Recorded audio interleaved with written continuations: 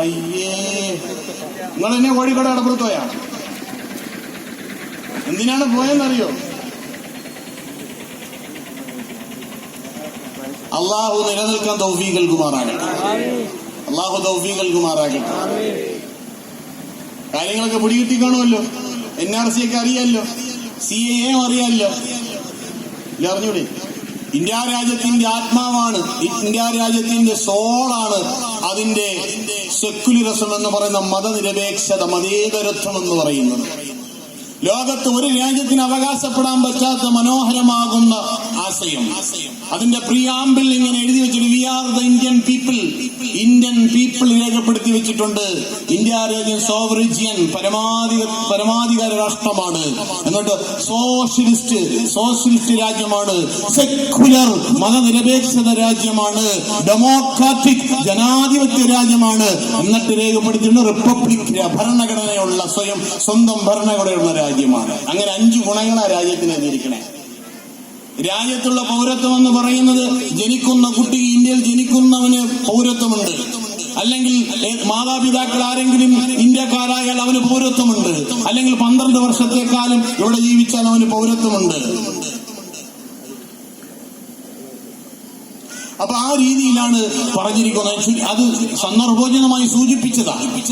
ആ രീതി ലോകത്തെമ്പാടും മുഹമ്മദ് റസൂലുള്ളാഹി സ്വല്ലല്ലാഹു അലൈഹി വസല്ലമ തങ്ങളുടെ പേരിങ്ങനെ നിറഞ്ഞു തൂകുന്നതായി കാനഡയിലെ പീസ് എന്ന് പറയുന്ന മാഗസിൻ നമ്മളോട് പറയുമ്പോൾ സയ്യിദുനാ റസൂലുള്ളാഹി സ്വല്ലല്ലാഹു അലൈഹി വസല്ലമ തങ്ങളുടെ പേര് 1 മുതൽ 10 വരെ എണ്ണുമ്പോൾ Liam, Jackson, Noah, Aiden, Grayson, Kaden, Lucas, Elijah, Oliver, Muhammad. അമേരിക്കയിലെ ആദ്യത്തെ 10 പേരുകളാണ് ഞാൻ വായിച്ചത്. ആദ്യത്തെ 10 പേരുകൾ: Liam, Jackson, Noah, Aiden, Grayson, Kaden, Lucas, Elijah, Oliver, Muhammad. ഇപ്പോഴത്തെ അവസ്ഥ ഇൻഷാ അല്ലാഹ് 2 കൊല്ലം കഴിയുമ്പോൾ അതും മാറും. ലണ്ടൻ സിറ്റിയിൽ കഴിഞ്ഞ കൊല്ലം ജനിച്ച കുട്ടികളുടെ 7900-ഓളം കുട്ടികളുടെ പേര് മുഹമ്മദ്. അള്ളാഹു തിരിച്ചറിവ് നൽകി അനുഗ്രഹിക്കുമാറാകട്ടെ. ഇതൊക്കെ ചിന്തിക്കാൻ വേണ്ടിയാണ് നമ്മള് കുറെ കുട്ടികൾ പഠിക്കാൻ പറ്റുന്ന വിദ്യാർത്ഥികളാകുന്ന കുട്ടികൾ ഇടയിലുണ്ട്. അവർക്ക് മനസ്സിലാക്കാൻ വേണ്ടിയായി പറഞ്ഞത്. അപ്പൊ ഞാൻ പറഞ്ഞു വന്നത്, ഹിദായത്തോടു കൂടി മരണപ്പെടാൻ, ഹിദായത്ത് സ്ഥിരമായി കിട്ടാൻ, രക്ഷപ്പെടാൻ ഒരേ ഒരു വഴി ലഅല്ലകും തഹ്തദൂൻ. റസൂലുള്ളാഹി സ്വല്ലല്ലാഹു അലൈഹി വസല്ലമ തങ്ങളെ ഇത്തിബാ ചെയ്യലല്ലാതെ, പുന്നാര പ്രവാചകനെ സ്വീകരിക്കലല്ലാതെ, ഹൃദയത്തിലേക്ക് ചേർത്ത് പിടിക്കലല്ലാതെ മറ്റൊരു മാർഗവുമില്ല. ഖുൽ ഇൻ കുൻതും തുഹിബ്ബൂനല്ലാഹ ഫത്തബിഊനി യഹ്ബബുകുമുല്ലാഹ് വയഗ്ഫിർ ലക്കും ദുനൂബക്കും വല്ലാഹു ഗഫൂറുർ റഹീം.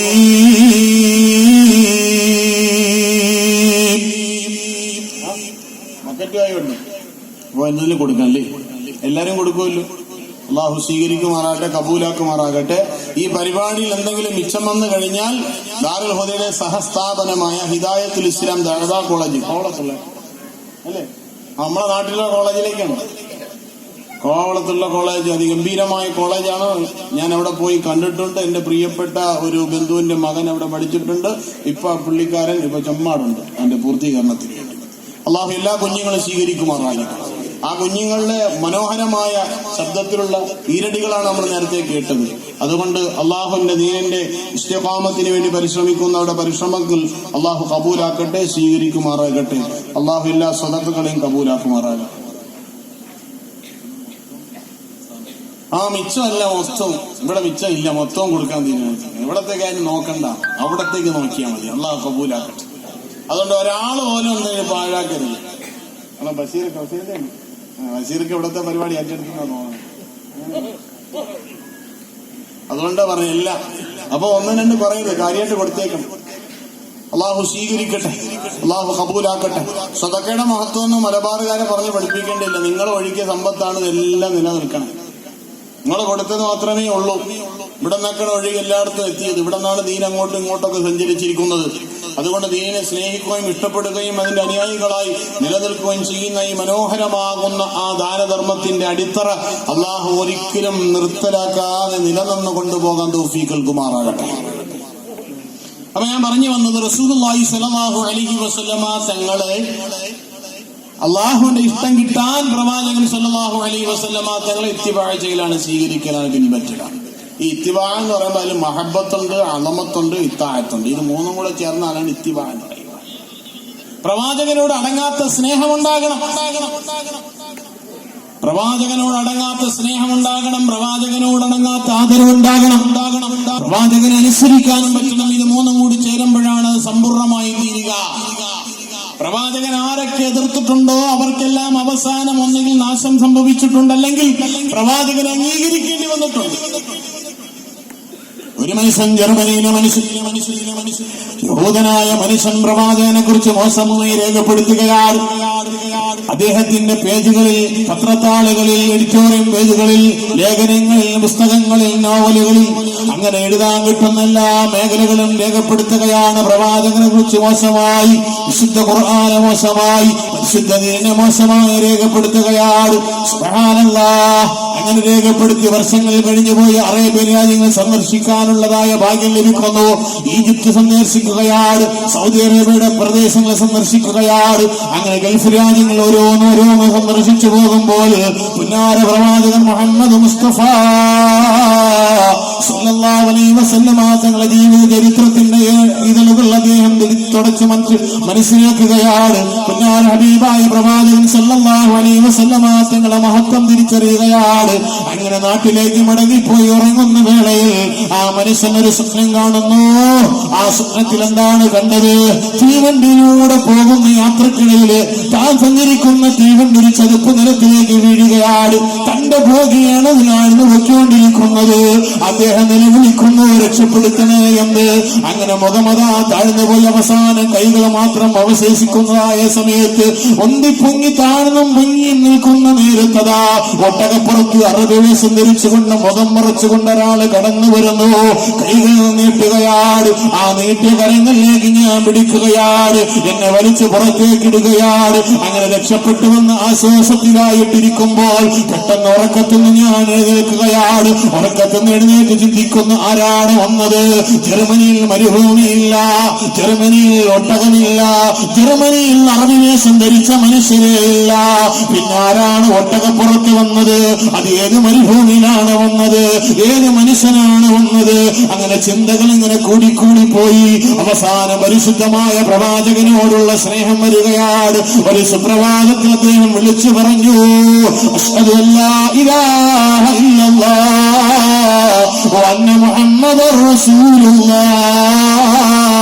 എന്നിട്ട് സൗദിയുടെ സർക്കാരിനോട് ആവശ്യപ്പെട്ടു, എനിക്ക് മദീന കാണണമെന്ന് പറയുകയാണ്, എനിക്ക് പുണ്യഭൂമാന കാണണമെന്ന് പറയുകയാണ്. പ്രപഞ്ചമാകുന്ന പനിനീർ പൂവനം വസന്തത്തിന് വേണ്ടി കരഞ്ഞപ്പോൾ അല്ലാഹു നൽകിയ വസന്തമേ, വസന്തോത്സവമേ, വസന്തത്തിൽ വിരിഞ്ഞ പൂവേ, പൂവിൽ വിരിഞ്ഞ ആനന്ദമേ, ആനന്ദത്തിൽ വിരിഞ്ഞ പരമാനന്ദമേ, പരമാനന്ദത്തിൽ വിരിഞ്ഞ കുസുമേ, കുസുമത്തിൽ വിരിഞ്ഞ തേനേ, തേനിൽ വിരിഞ്ഞ നിലാവേ, മദീനയുടെ മന്ദമാരുത, മക്കയുടെ മണവാള സാഗരത്തിന്റെ സംഗീതവേ, മാനത്തിന്റെ ചുവപ്പേ, അമ്ലിയുടെ നിലാവേ, ആമിനാബിയുടെ മുത്തുമണിയേ, അബ്ദുള്ളയുടെ കൺമണിയേ, പ്രപഞ്ചത്തിന്റെ അനുരാഗമേ, പ്രപഞ്ചത്തിന്റെ അനുരാഗമേ, മാനത്തിന്റെ ചുവപ്പായി അമ്മിണിക്കലയായ മുഹമ്മദ് മുസ്തഫ സല്ലല്ലാഹു അലൈഹി വസല്ലമ തങ്ങളെ കാണണം, പുണ്യപ്രവാചകനെ കാണണം, സലാം പറയണം. ആ മനുഷ്യൻ ഇസ്ലാം സ്വീകരിച്ചുകൊണ്ട് മദീനയിലേക്ക് വരികയാണ്. ഏതൊരു വിശ്വാസിയെ മനസ്സുകൊണ്ട് വല്ലാതെ ആകർഷിപ്പിക്കുന്ന പുണ്യഭൂമിയെ മദീന. പച്ചക്കുപ്പ കാണാൻ ആഗ്രഹിക്കാത്ത എത്ര പേരാണ് ആ കുപ്പയുടെ പിറകുഭാഗത്ത് നിന്നുകൊണ്ട് അകത്ത് കയറി സന്ദർശനം കഴിഞ്ഞിട്ട് ഒട്ടനവധി തവണയായി സലാം പറഞ്ഞു മടങ്ങിയിട്ട് മടങ്ങാൻ പറ്റാതെ കുപ്പയുടെ ചാരത്ത് വന്നു നിന്ന് പുറത്തു നിന്നുകൊണ്ട് അസ്സലാത്തു വസ്സലാമു അലൈക യാ സയ്യിദി യാ റസൂലല്ലാഹ്, ഹബീബായ തങ്ങളോട് അടങ്ങാത്ത പ്രേമത്തിന്റെ അനുരാഗത്തിന്റെ വശ്യമായ വീതികൾ ഒഴുകുന്ന മണ്ണ്. ആ പുണ്യമായ മദീനയിലെത്തുന്നു. ബാബുസലാമിലൂടെ കടന്നു വരുന്നു.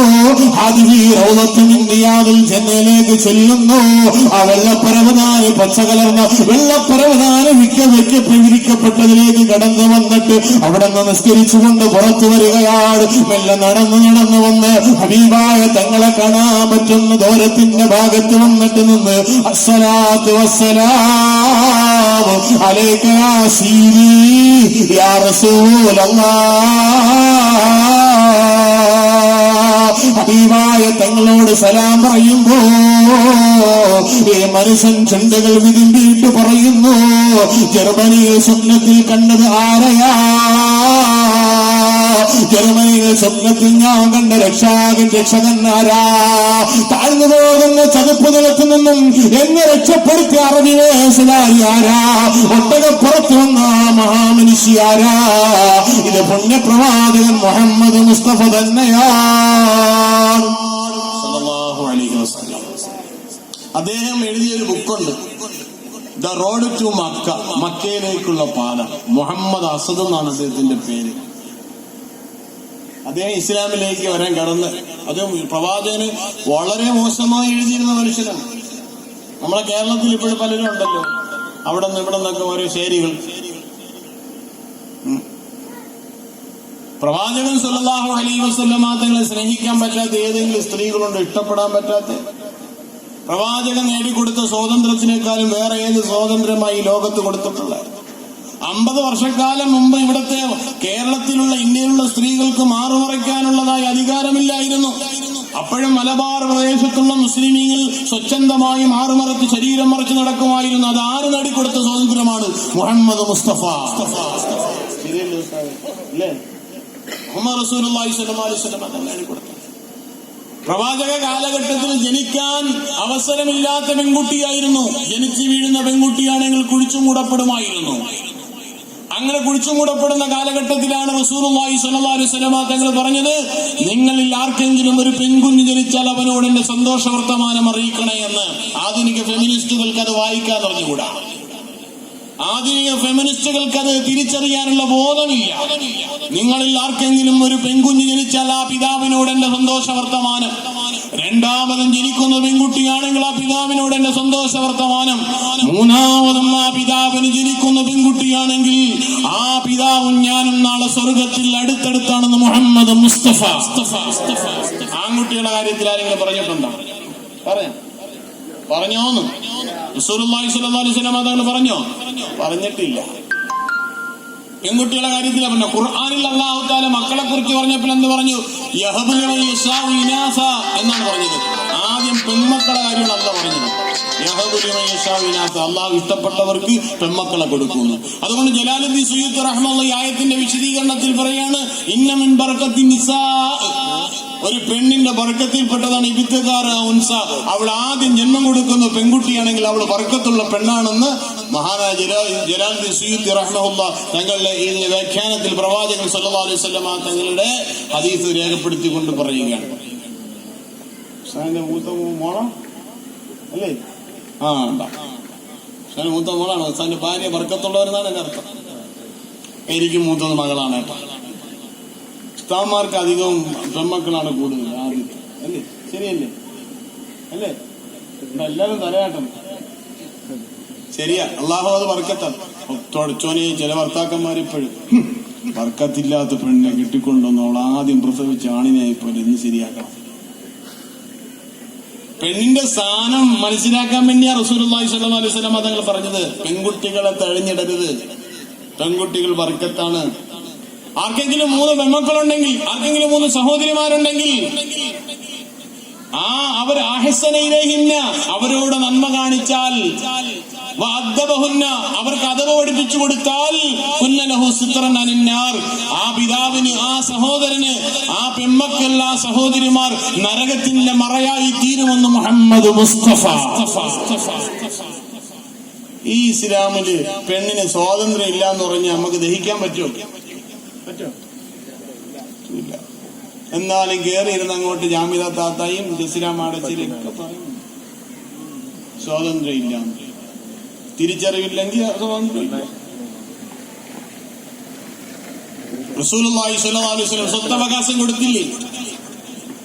വിശുദ്ധമാകുന്ന ഖുർആനിന് മുമ്പ് ഒരു കാലഘട്ടത്തിൽ മെസപ്പൊട്ടോമിയ സംസ്കാരത്തിലോ ഹരപ്പ സംസ്കാരത്തിലോ അല്ലെങ്കിൽ അതിനു മുമ്പുള്ളതായ ഒരു സംസ്കാരങ്ങളിലും പെണ്ണിന് സ്വത്തവകാശത്തിന്റെ ഒന്നുമില്ലായിരുന്നു. അങ്ങനെയുള്ള പെണ്ണിനാണ് റസൂലുള്ളാഹി സ്വല്ലല്ലാഹു അലൈഹി വസല്ലം ഖുർആനിലൂടെ പറഞ്ഞത് എന്തുണ്ട്? പുരുഷന്റെ പകുതി ഉണ്ടെന്ന്, പുരുഷന് ലഭിക്കുന്നതിന്റെ പകുതി ഉണ്ടെന്ന്, പോരാത്തതിന് മഹറും ഉണ്ടെന്ന്. ഇല്ലേ? അങ്ങനെയില്ലേ? പോരാത്തതിന് എന്തുണ്ടെന്ന്? മഹറുണ്ട്. സൗദി അറേബ്യയിലാണ് 3 പെൺമക്കളെങ്കിൽ ആ ഉമ്മ കോടീശ്വരി. കേരളത്തിലാണ് 3 പെൺമക്കളുണ്ടെങ്കിൽ തീർന്നു, ഭൂമി ഒരിക്കലും തന്നെ ആവശ്യമില്ല. അത് നമ്മൾ മാറ്റിയെടുത്തതാണ്. അള്ളാഹു കാത്ത് രക്ഷിക്കുമാറാണ്. അത് ദീനിന്റെ കാര്യങ്ങളിൽ അത് നമ്മളാക്കി എടുത്തതാണ്.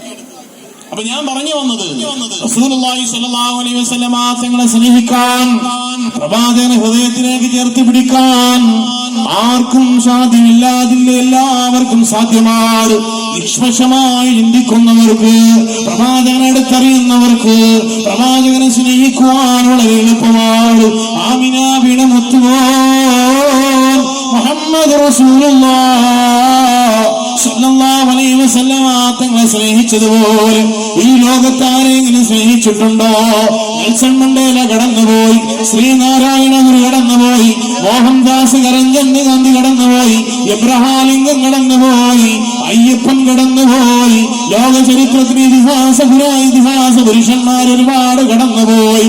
ആ പുരുഷന്മാരിൽ ആരെങ്കിലും ഒരാള് പ്രധാനപ്പെട്ട മൈക്കിൾ എച്ച് ഹാർട്ടിന്റെ ചരിത്രത്തിൽ 100 ചരിത്ര പുരുഷന്മാരെ രേഖപ്പെടുത്തുന്ന പുസ്തകത്തിൽ 1ാമത്തെ സ്ഥാനം കൊടുത്തത് മുഹമ്മദ് മുസ്തഫ സല്ലല്ലാഹു അലൈഹി വസല്ലമ തങ്ങളുടെ പേരാണെങ്കിൽ 3ാം സ്ഥാനത്താണ് ജീസസ് ക്രൈസ്റ്റിന്റെ പേര് കൊടുത്തിട്ടുള്ളത്. ഹബീബായ റസൂലുള്ളാഹി സല്ലല്ലാഹു അലൈഹി വസല്ലമ തങ്ങളെ പേര് കേൾക്കുമ്പോഴല്ലേ 10,000 കൂടിയ സദസ്സായിരുന്നാലും 5 പേര് കൂടിയ സദസ്സായിരുന്നാലും ആ സദസ്സിൽ നിന്നുകൊണ്ട് പറഞ്ഞു പോകില്ലേ സല്ലല്ലാഹു അലൈഹി വസല്ലം. ആർക്കാണ് ആ പ്രത്യേകതയുള്ളത്? ആർക്കാണ് ആ ശ്രേഷ്ഠതയുള്ളത്? ആർക്കാണ് ആ ഗുണം ലഭിച്ചിട്ടുള്ളത്? ഹബീബായ റസൂലുള്ളാഹി സ്വല്ലല്ലാഹു അലൈഹി വസല്ലമ തങ്ങളെ സ്നേഹിക്കുന്ന, ഹൃദയത്തിനോട് ചേർത്ത് പിടിക്കുന്ന 200 കോടിയോളം വിശ്വാസികൾ ഈ ലോകത്തുണ്ടെങ്കിൽ 1000 ആണ്ട് കൊല്ലങ്ങൾക്കും ജീവിച്ചു പോയ, കയ്യിൽ ചാട്ടവാറും ചുണ്ടിൽ ചൂളങ്ങളുമായി ഒട്ടക സമൂഹത്തിന്റെ പിറകെ നടന്നിരുന്ന നരാധന്മാരാകുന്ന കാട്ടറവികൾക്കിടയിലായിട്ട് കടന്നു വന്ന ലോകത്തിന്റെ വെളിച്ചമേ മുഹമ്മദ് മുസ്തഫ സല്ലല്ലാഹു അലൈഹി വസല്ലമ തങ്ങളോടുള്ള അതിരറ്റ സ്നേഹത്തിന്റെ അടയാളങ്ങൾ എത്രയാണ്? പ്രവാചകനോട് അതിരറ്റ പ്രേമത്തിന്റെ അടയാളങ്ങൾ എത്രയാണ്? വെളിയങ്കോടുകാരൻ ഉമർ ഖാൻ റഹ്മത്തുള്ളാഹി അലൈഹി നികുതി കൊടുക്കാൻ തയ്യാറാകാതെ 1000 മാസങ്ങൾക്കും സ്വാതന്ത്ര്യത്തിന് മുമ്പായിട്ട് ബ്രിട്ടീഷ് സാമ്രാജ്യത്തോടുകൂടി അള്ളാന്റെ ഭൂമിയിൽ ആർക്കിടാ നികുതി കൊടുക്കേണ്ടതെന്ന് പറഞ്ഞ് സ്വാതന്ത്ര്യത്തിന്റെ പടപ്പുറപ്പാട്ടായി കടന്നു വന്ന ഉമർ ഖാൻ റഹ്മത്തുള്ളാഹി അലൈഹി ഹൃദയാന്തരങ്ങളിൽ പ്രവാചകനോടുള്ള അടങ്ങാത്ത പ്രേമത്തിന്റെ അടയാളമായി പുണ്യപ്രവാചകന്റെ റൗള ശരീഫിലേക്ക് എന്നിട്ട് അവിടെ വെച്ച് പ്രവാചകനോട് സല്ലപിച്ച ചരിത്രത്തിന്റെ താളുകൾ രേഖപ്പെടുത്തുമ്പോൾ മദീന മുനവ്വറയിലെ കാലിയോഗ്രാഫി രേഖപ്പെടുത്തി വെച്ചിരിക്കുന്നത് പുണ്യപ്രവാചകന്റെ നയനങ്ങളിലൂടെ ഒഴുകുന്ന കണ്ണുനീർ തുള്ളികളെ സാക്ഷ്യപ്പെടുത്തിക്കൊണ്ടുള്ള ഉമർ ഖാനിന്റെ ഈരടിയാണെങ്കിൽ, പ്രിയമുള്ള സഹോദരന്മാരെ, അള്ളാഹുവിന്റെ പൊരുത്തം കിട്ടണമെങ്കിൽ ഒരേ ഒരു വഴി, പടച്ചവൻ മുഅ്മിനായി മരിപ്പിക്കണമെങ്കിൽ ഒരേ ഒരു വഴി, അതിന് എളുപ്പ വഴികളൊന്നുമില്ല. ഒരേ ഒരു വഴി മുഹമ്മദ് മുസ്തഫ സല്ലല്ലാഹു അലൈഹി വസല്ലമ തങ്ങൾ. അത് മാത്രമേ ഒരു വഴിയുള്ളൂ, വേറെ ഒരു വഴി ഇതിലില്ല. റസൂലുള്ളാഹി സ്വല്ലല്ലാഹു അലൈഹി വസല്ലമ തങ്ങളെ എത്രത്തോളം നമ്മൾ ചേർത്ത് പിടിക്കുന്നുവോ അത്രത്തോളം സ്നേഹവും അത്രത്തോളം പവിത്രതയും അത്രത്തോളം പ്രത്യേകതയും നമുക്ക് കിട്ടും. അത്രത്തോളം മഹബ്ബത്തും അല്ലാഹു തആല ദുനിയാവിലും നൽകും, ആഖിറത്തിലും നൽകും. അല്ലാതുള്ളതൊക്കെ ഒന്നും ഈ ഇവിടെയുള്ള ഇങ്ങനെ കറങ്ങിത്തിരിയാനല്ലാതെ വേറെ ഒന്നുമില്ല. റസൂലിനുള്ള മഹബ്ബത്ത് എത്രയാ? ഇന്ന് 100 സ്വലാത്ത് ചൊല്ലി എത്ര പേരുണ്ട് ഈ കൂട്ടത്തില്? 100 സ്വലാത്ത് ചോദിച്ചാൽ ബുദ്ധിമുട്ടാവും, അതൊന്നും ചോദിക്കില്ല. കുടിക്കാൻ വെള്ളം കിട്ടും. റസൂലുള്ളാഹി സ്വല്ലല്ലാഹു അലൈഹി വസല്ലം തങ്ങളുടെ പേരിൽ സ്വലാത്ത് ചൊല്ലിയ അങ്ങനെ പോലും നമ്മളെ മനസ്സ് തയ്യാറാകുന്നില്ല എങ്കിൽ നമ്മൾ പ്രവാചകനോട് എത്ര മഹബത്താണുള്ളത്, വാക്കുകൊണ്ട് മാത്രം പറയാൻ പറ്റുന്ന അവസ്ഥയിലേക്ക് മാറ്റപ്പെട്ടു പോകും. ലോകത്തുള്ള ഒരു ഉമ്മത്തും സ്നേഹിച്ചതുപോലെ, പ്രവാചകനെ സ്നേഹിച്ചതുപോലെ വേറൊരു ഉമ്മത്തും സ്നേഹിച്ചിട്ട്, ഹബീബായ തങ്ങളെ ഹൃദയത്തിലേക്ക് ചേർത്ത് പിടിച്ചതുപോലെ മറ്റൊരാളും ചേർത്ത് പിടിച്ചിട്ടില്ല. ഹബീബായ റസൂലുള്ളാഹി സ്വല്ലല്ലാഹു അലൈഹി വസല്ലം തങ്ങളെ ഹൃദയാന്തരങ്ങളിൽ സ്ഥാനം കൊടുത്തതുപോലെ മറ്റൊരാളും സ്ഥാനം കൊടുത്തിട്ടില്ല. അതുകൊണ്ടാണ് പ്രവാചകൻ മുഹമ്മദ് മുസ്തഫ സ്വല്ലല്ലാഹു അലൈഹി വസല്ലം തങ്ങൾ വഫാത്തായി കിടക്കുമ്പോൾ സയ്യിദിനാ ബിലാൽ റളിയല്ലാഹു അൻഹുവിന് ബാങ്ക് വിളിക്കാൻ സാധിക്കാതെ പോയത്.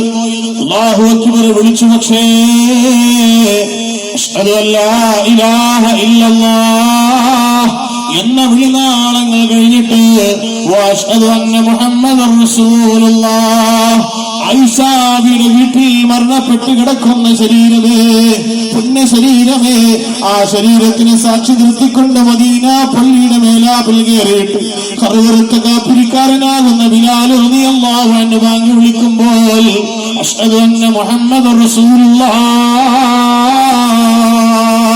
പ്രവാചകനോടുള്ള അടങ്ങാത്ത പ്രേമത്തിന്റെ കാരണത്താൽ, പ്രവാചകനോട് അടങ്ങാത്ത സ്നേഹത്തിന്റെ കാരണത്താൽ പിന്നെ പ്രവാചകൻ മരണപ്പെട്ടത് ഉൾക്കൊള്ളാൻ സാധിക്കാതെ ബിലാലിന്റെ കണ്ണ് നിറഞ്ഞ് തൊണ്ടയിടറി അവിടെ ബോധം കെട്ടി വീണുവെങ്കിൽ അതേ ബിലാല് തന്നെയാണ് വർഷങ്ങൾക്ക് ശേഷമായി പിതൃവ്യനാകുന്ന മഹാനായ പ്രവാചകൻ സല്ലല്ലാഹു അലൈഹി വസല്ലമ തങ്ങളുടെ ചെറുമക്കളാകുന്ന ഹസൻ ഹുസൈൻ റളിയല്ലാഹു അൻഹുവിന്റെ അടുക്കലേക്ക് വരുമ്പോൾ ഉമറിന്റെ ഭരണകാലഘട്ടത്തിൽ വീണ്ടും മദീന പള്ളിയിൽ ബാങ്ക് വിളിക്കാൻ വേണ്ടി ക്ഷണിക്കപ്പെടുമ്പോൾ ബിലാൽ റളിയല്ലാഹു അൻഹു വീണ്ടും ബാങ്ക് വിളിക്കാൻ പോകുമ്പോൾ ആദ്യ ശബ്ദം കേട്ടപ്പോൾ മദീന പള്ളിയുടെ ചുറ്റുഭാഗത്തുള്ളതായ ആയിരക്കണക്കിന് ആബാല വൃദ്ധം ജനങ്ങളും ഒഴുകി വരികയാണ്. ഹബീബായ തങ്ങൾ ജീവിച്ചിരുന്നപ്പോൾ കേട്ട ശബ്ദമാണ്. പുന്നാര പ്രവാചകൻ മദീന പള്ളി ഹയാത്തോടുണ്ടെന്ന് മനസ്സിലാക്കുന്നത് പോലെ, ഹബീബായ തങ്ങൾ ജീവനോടുണ്ടെന്ന് മനസ്സിലാക്കിയതുപോലെ ആബാല വൃദ്ധം ജനങ്ങളും ഓടി വരുന്നു. ബിലാൽ വീണ്ടും വിളിക്കുന്നു, അശ്ഹദു അന്ന മുഹമ്മദർ റസൂലുള്ളാഹ്. അത് വിളിച്ചു പൂർത്തിയാക്കാൻ ബിലാലിനെ കൊണ്ട് സാധിക്കാതെ പോയത് അത്രത്തോളം അടങ്ങാത്ത പ്രേമമുണ്ടായിരുന്നു ബിലാലിന്. ഉമയ്യത്തിന്റെ കിങ്കരന്മാര് ചാട്ടമാറ് കൊണ്ടടിക്കുമ്പോൾ സ്നേഹത്തിന്റെ അലതല്ലുന്ന മനസ്സുമായിട്ട് കഴിഞ്ഞ ബിലാലിന് ചേർത്ത് പിടിച്ച മുഹമ്മദ് മുസ്തഫ ആ ബിലാൽ റളിയല്ലാഹു അൻഹു മരണത്തോട് മല്ലടിച്ച് കിടക്കുന്ന നേരത്ത് അവിടെ ചുറ്റുഭാഗത്തിരിക്കുന്ന വീട്ടുകാർ, കുടുംബക്കാർ, ഭാര്യ വിഷമത്തോട് ഭാര്യ കരയുമ്പോ പ്രയാസപ്പെടുമ്പോൾ ബിലാൽ റളിയല്ലാഹു അൻഹു ഭാര്യയോട് പറയുകയാണ്, പെണ്ണേ, എന്റെ ജീവിതത്തിൽ ഏറ്റവും സുന്ദരമായ നിമിഷമാണ് വരാൻ പോകുന്നത്, എന്റെ ജീവിതത്തിൽ ഏറ്റവും അനർഗളമായ നിമിഷമാണ് വന്നണയുന്നത്, എന്റെ ജീവിതത്തിൽ ഞാൻ ഏറ്റവും സന്തോഷിക്കുന്ന നേരമാണ്. എത്ര കാലമായി ഞാൻ കാത്തിരിക്കുന്നു ഈ ഒരു സമയത്തിന് വേണ്ടി.